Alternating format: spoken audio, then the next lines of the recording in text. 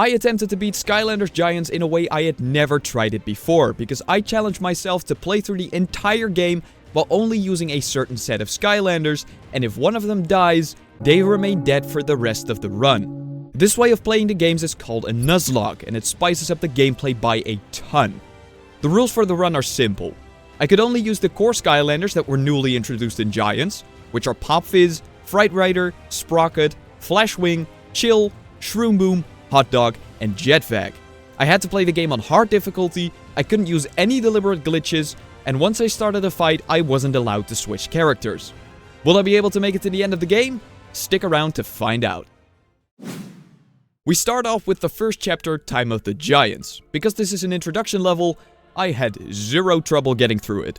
Starting off with Chill, I faced Chompies that die in one hit, and a few Archeans that are a lot less bothersome than their brothers we encounter later in the game.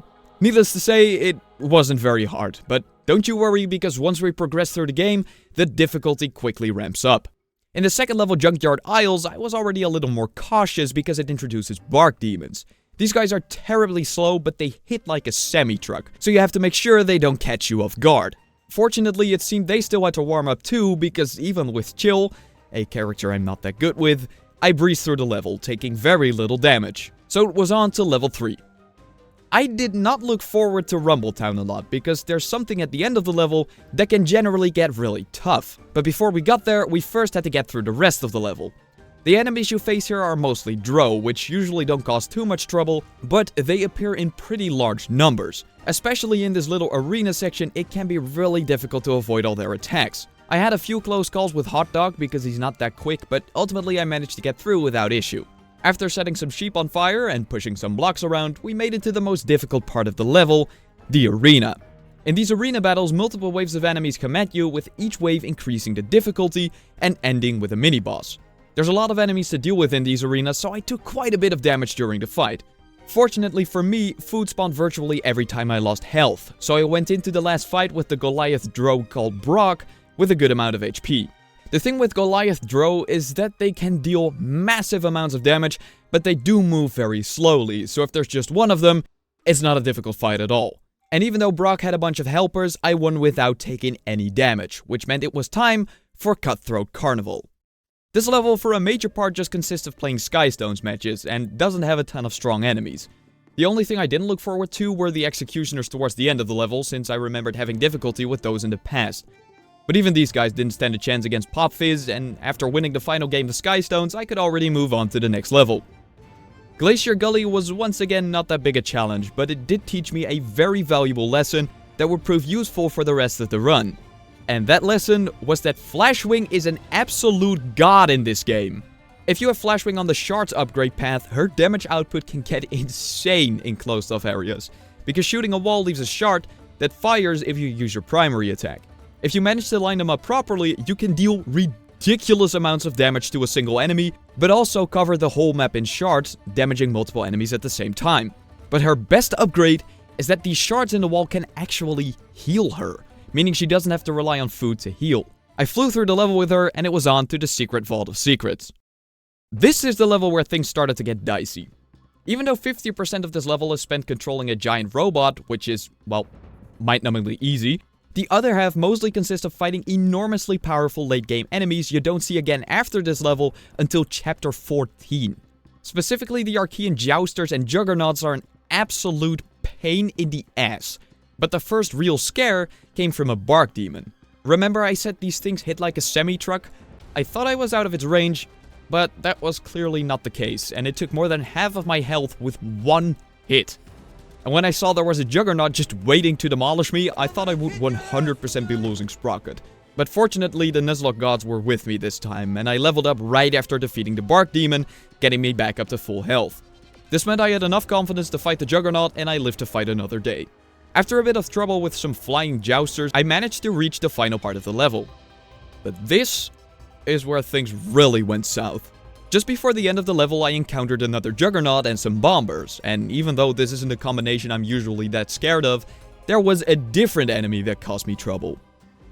Bad game design.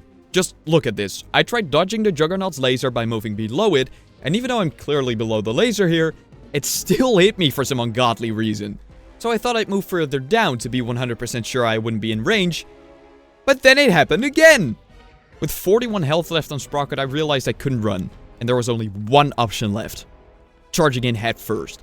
I dodged the Juggernaut's laser up close, caught a bomb from the bomber and threw it at the Juggernaut. Apparently it had sustained enough damage already, and it perished, leaving only the bomber to deal with, and after not taking any risk with the bomb he just threw, I took out the final bomber. But... no, there's more. Why are there more? Fortunately for me, it was just a few bombers, and I managed to barely finish the level without losing a character. Beating Chapter 6 meant I would proceed to one of my favorite levels in the game, Williken Village. This level is known for its charming NPCs, its realm-shifting mechanic, and the first real boss fight of the game against the Chompy Mage at the end. But this level also introduces something much more frightening than the Chompy Mage that would go on to haunt me for many levels after this one. Firstly, we had to make our way through the village, and after fighting some trolls and having some trouble with the keys I needed, I could proceed towards the other town.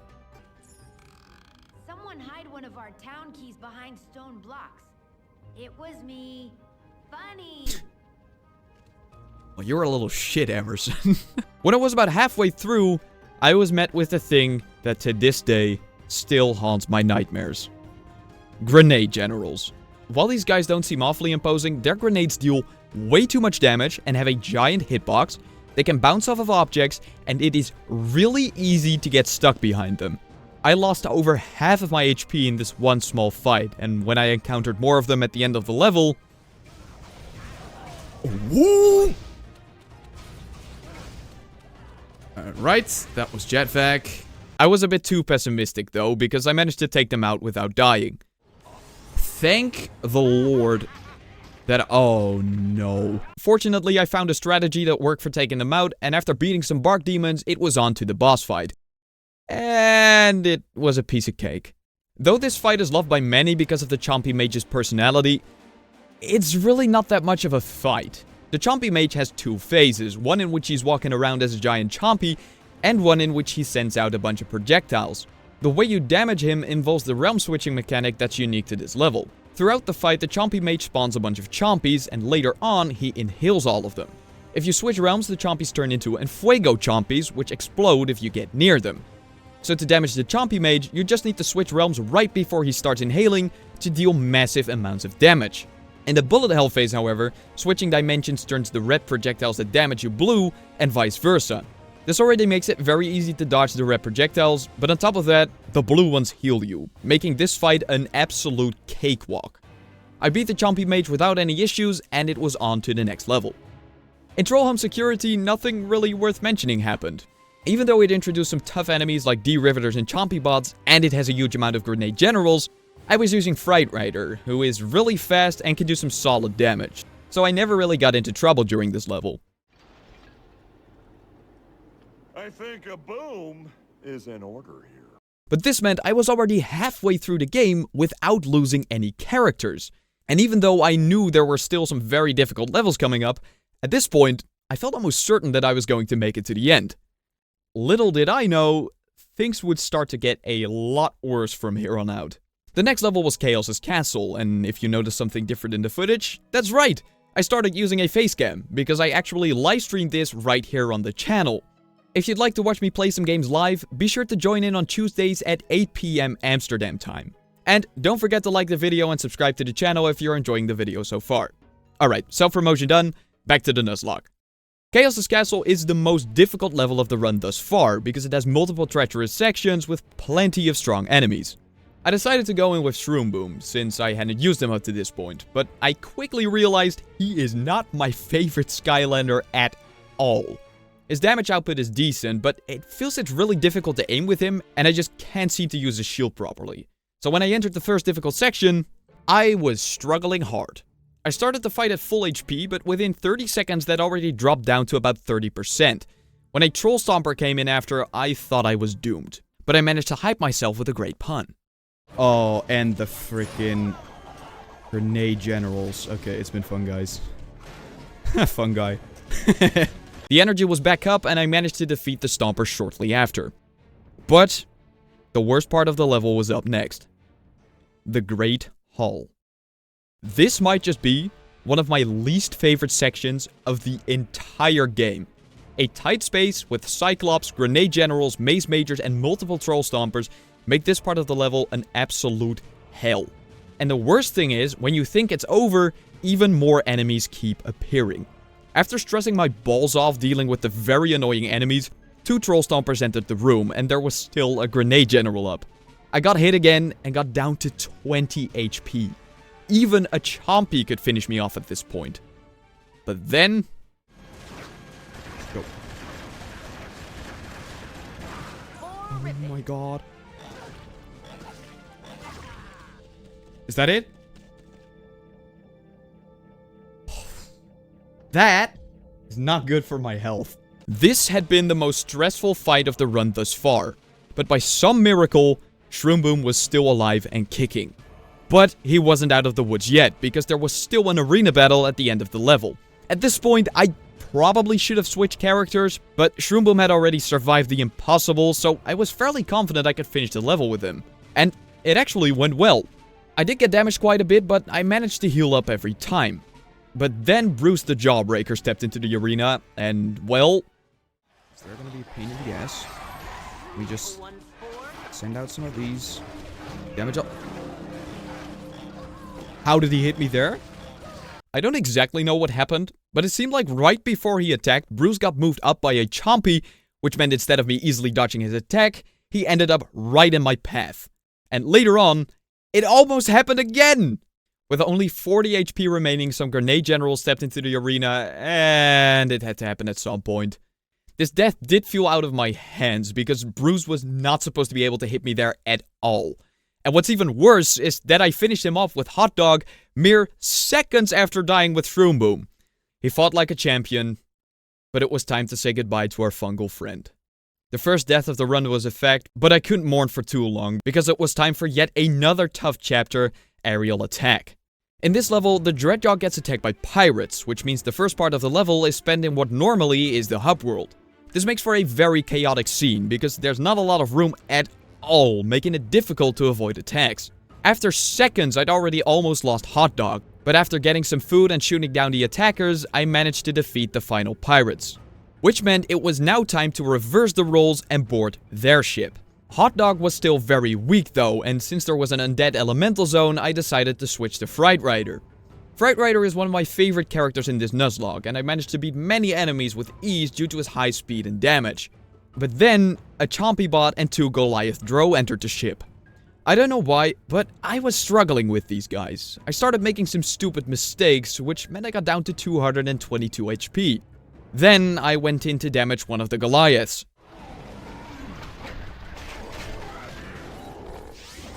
You're joking. Oh no. I lost one of my best characters I desperately wanted to save for the final levels. So, this one hit very hard. I switched to Chill so she could gain some XP, and even though I'm not good with her, I was patient and managed to beat the remaining enemies and the last section of the level. At this point, I had lost 2 characters in the last 2 levels, and if that trend were to continue, I'd only have 1 character left for the final boss, so it was time to lock the f*** in. Fortunately for me, it was time for my favorite level in the game, Drill X's Big Rig. And I had just the Skylander for the job, Sprocket. Even though Sprocket is seen as one of the worst characters in the entire Skylanders franchise, she absolutely ate this level. The level introduces 2 scary enemies that hit very hard and can be difficult to deal with, the Blaze Brewer and the Crystal Golem. While these guys deal great damage, something that's not their strong suit is speed. Sprocket can capitalize on this weakness tremendously because she can build turrets. So when I faced these big enemies, I just made sure to keep the turrets running and the big guys didn't stand a chance. This meant the only challenge left in the level was the boss fight, and well, it was a party.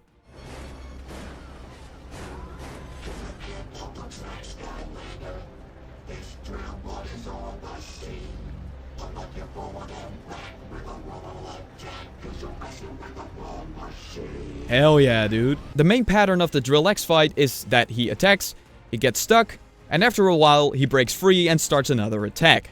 When he's stuck, you'll have a window in which you can attack him, But he also shoots lasers and sends out enemies after you, so you can't constantly keep damaging him. But, since Sprocket has her turrets, all I had to do was put down 2 of them once he got stuck, and the damage was ramping up real fast. I just had to make sure not to get hit too much, and the fight was over before I knew it. The next level was Molkin Mountain, which isn't known for much, except an enemy called the Slobbering Mudicus that has a devastating swipe attack and the arena battle at the end. I wanted to make this level as easy as possible for myself, so I decided to go in with Flashwing. The thing with this level is that a lot of the fighting takes place in tighter areas surrounded by walls. Especially this cave section where you're fighting 2 Mudicuses. Mudikai? Can get quite cramped. However, because of Flashwing's wall crystals, I could actually use this to my advantage and absolutely destroy them. The arena fight at the end also didn't cause me any trouble, even though I had to fight one of the strongest enemies in the game. Oh yes, we're fighting Pipsqueak.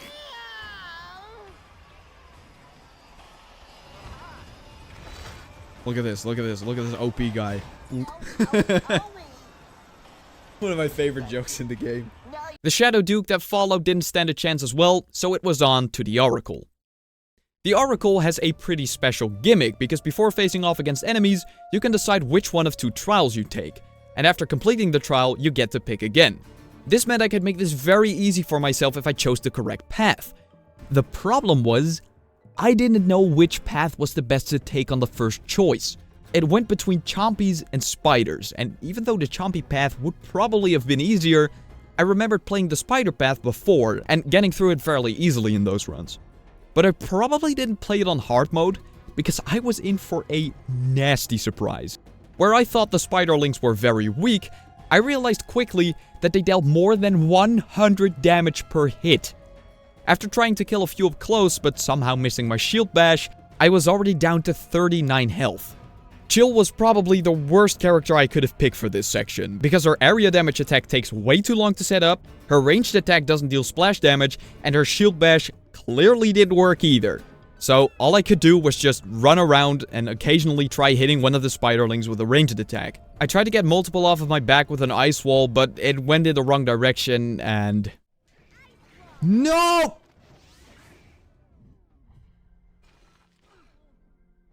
I went in with Pop Fist to clean up the mess, and this proved to be no trouble at all. But after beating the Gargantula, I didn't realize that it spawned more Spiderlings. There we go. I can recover. Oh!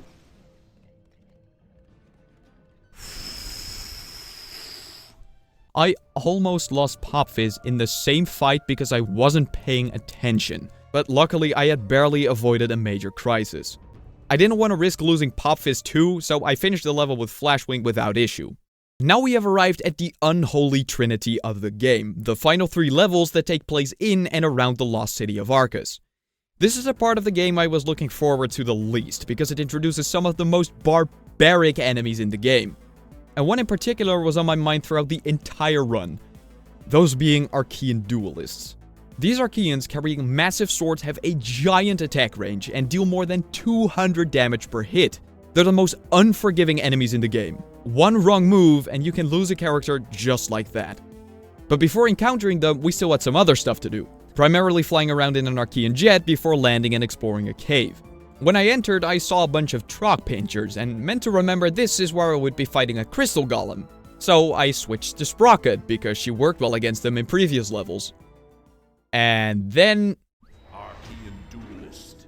No! The nightmare had already begun. Sprocket might have been the worst of my remaining characters to fight these guys, and because I started to stress, I made some very dumb choices, and Sprocket paid the price. Only 4 characters left. I switched to Flashwing, made short work of the duelist, and the second cave I had to move through proved very easy too. But when I entered the third cave, shit hit the fan. Oh, wait, shoot. Does this mean there's... Because I know there's going to be a mage that can turn those... What the hell?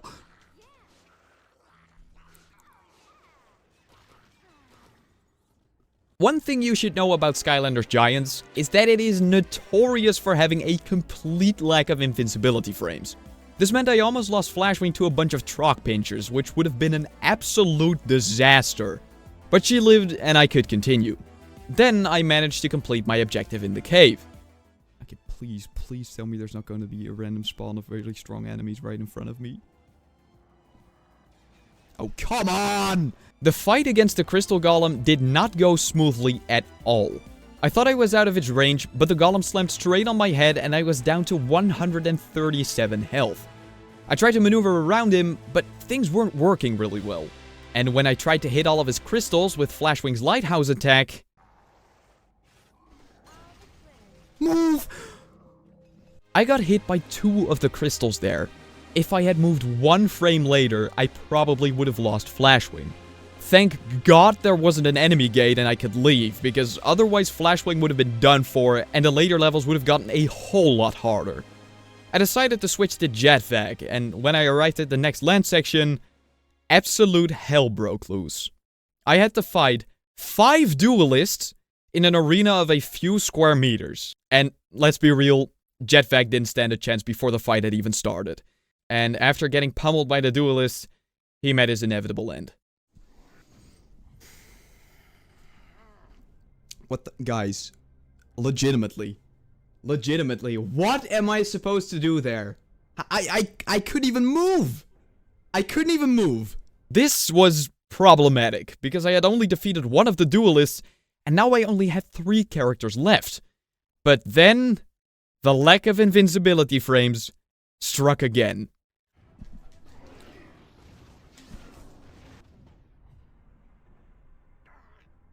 Guys, I'm dying here.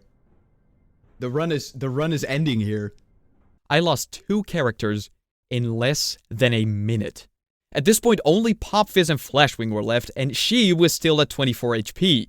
I honestly thought the run was over. How was I ever supposed to get out of this situation and then beat the final 2 levels with only 2 characters? Well, I switched to Pop Fizz and lured the duelist away from the cramped area. I still took heavy damage, but with only 52 health remaining, I defeated all 4 that were left. The remaining Blaze Brewers were no problem with all of Pop Fizz's range attack, and somehow I managed to clear the section. But still, now I had 2 characters left with 24 and 52 HP respectively. This couldn't possibly work anymore. Unless... Wait!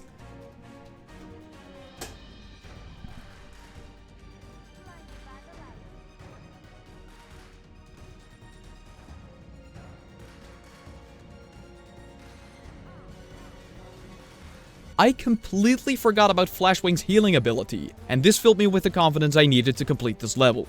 First up was a Crystal Golem. Dealt with. 2 Juggernauts. No chance. Another Juggernaut and a Blaze Brewer. Destroyed. Now all I had to do was make my way back to the jet and leave the level. After almost losing all of my remaining Skylanders in 1 level, I magically managed to cheat death with Pop Fizz and Flashwing. And that was a giant relief, because this meant I still had my best 2 characters going into the final levels. But things would not get much easier from here, because the Lost City of Arcus was the next level to get through. This level is home to all the deadly Archeans we faced in Autogyro Adventure, but on top of that, the level adds some very annoying enemies like Trog Wanderers, Trog Manders, and Archean Snipers. Starting with the Wanderers, these zombie-like creatures already have a ton of HP, but what makes them so difficult to deal with is that they heal back up after a while once you stop attacking them. There's this one section though where a ton of them come after you at the same time, so it's very important to single them out so they don't heal up again. Meanwhile, you're also getting shot at by an Archean Sniper. These guys shoot from their little manholes and only pop up after you attack the one they're hiding in. You then have a very short window of attacking them before they go back underground.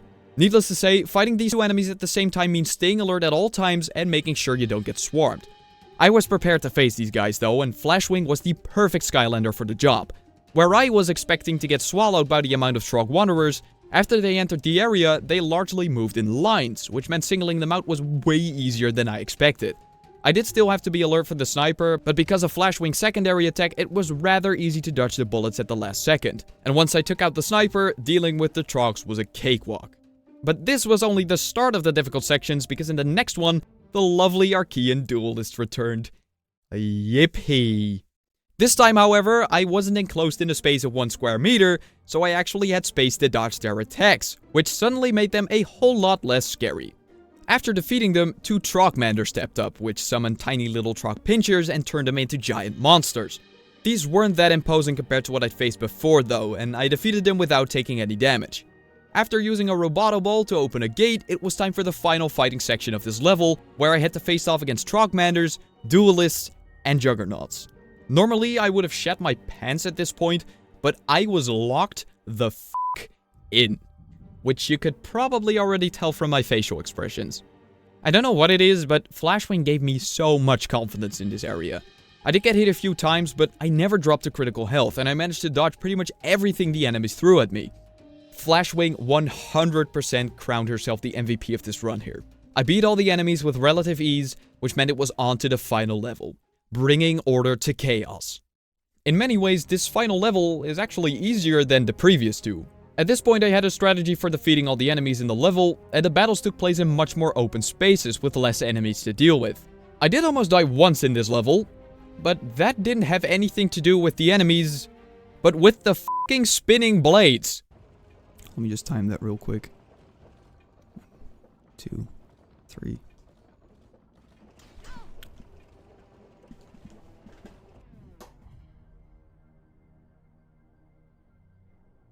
Let me just time that real quick, he says. Luckily, before heading into the final boss fight, I could heal up at Auric's shop, and it was finally time to face Chaos, which is where my camera died. I decided to go in with Pop Fizz since I wanted to save Flashwing for last. After running away from a very menacing giant Robo Chaos, the real fight began. To win the fight, you need to destroy Chaos's fist while dealing with multiple enemies he sends out. The thing is, he only sends out Jousters and Juggernauts. No Duelists, no Snipers, no Bombers, which makes the fight a little underwhelming. Even so, I wasn't focused and got down to 70 health very quickly. I managed to beat the first wave, however, and got some health back with a pizza. Now a different phase began in which Chaos sent out this generator thingy, which shoots out the same projectiles as in the Chompy Mage fight. Unfortunately for Chaos, it also sends out the blue projectiles, which meant I could heal up again before destroying the generator. Then, Chaos sent out more enemies, but this time he also used his eye lasers that can deal some hefty damage. This phase was actually going quite well, until I got done dirty by the lack of invincibility frames when a laser from a Juggernaut pushed me into a shockwave of a Jouster, and I got down to 47 health. Chaos destroyed his own robots with a slam of his fist, however, and it was on to the next phase. Chaos sent out even more enemies, but I was still at 47 HP. This time, however, I dealt with the Jousters fairly quickly, which meant only the Juggernauts were left. Fortunately for me, Chaos's eye lasers also damage enemies, which meant I could use those to take out one of the Juggernauts. At this time, Chaos spawned another generator, and whilst I tried defeating the final Juggernaut, it started shooting projectiles.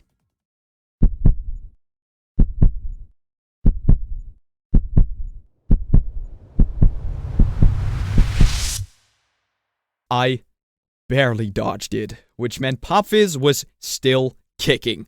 I dealt with the Juggernaut and used the blue projectiles to heal up again. And now it was just me against Chaos while dodging the projectiles.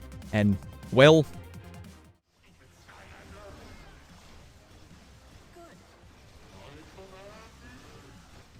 Let's go, guys! We did it! Let me see if I can get the camera back up. Boom! Let's go, baby! That's the best one yet. After almost losing all of my Skylanders in Auto Gyro Adventure, I had made the comeback of the century and still managed to complete the Nuzlocke with Flashwing and Pop Fizz. But I wouldn't have made it without the fallen soldiers that got me through so much of the game. So be sure to drop a like and subscribe to pay them some respect, and if you would like to see some more of my Skylanders content, might I suggest this video in which I take a look at the weirdest game in the franchise.